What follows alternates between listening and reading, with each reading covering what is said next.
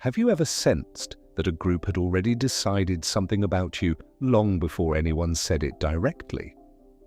No confrontation, no dramatic moment, just a subtle shift in tone, access, and expectation. How groups decide who stays rarely begins with exclusion. It begins with pattern recognition. Groups constantly scan for alignment, not just shared opinions, but shared rhythm. Who matches the tempo of conversation? Who reinforces the tone? Who stabilizes energy when tension appears? These signals form cohesion.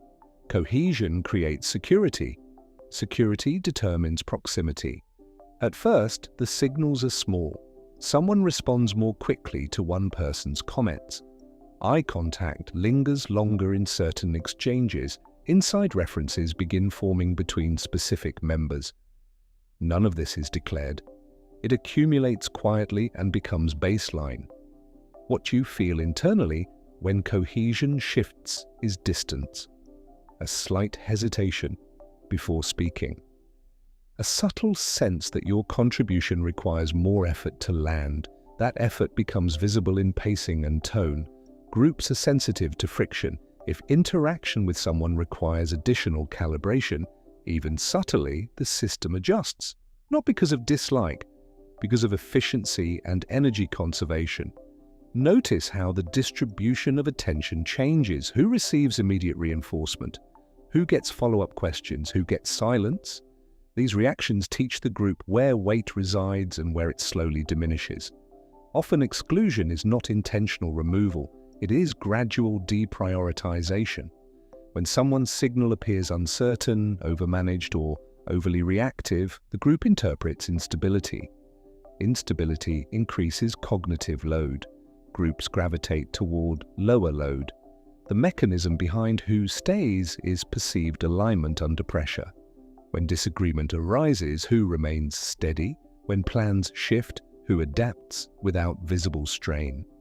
These moments carry disproportionate influence and are remembered longer than casual exchanges. Watch what happens during subtle conflict.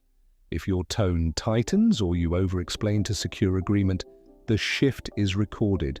If your posture narrows when challenged, it communicates sensitivity. Sensitivity is not weakness, but repeated sensitivity shapes positioning. Belonging is not only emotional, it is structural. The person who appears least disrupted by group movement often retains centrality. The person who monitors their standing too closely may unintentionally signal insecurity. This does not mean suppressing reaction, it means recognizing that micro-adjustments accumulate and quietly form expectation over time. Groups decide who stays not through votes, but through repeated reinforcement. Who feels easy to integrate, who feels stable, who feels predictable without being elastic. Once you begin seeing cohesion as a signal system rather than a personal judgment, the process becomes clearer.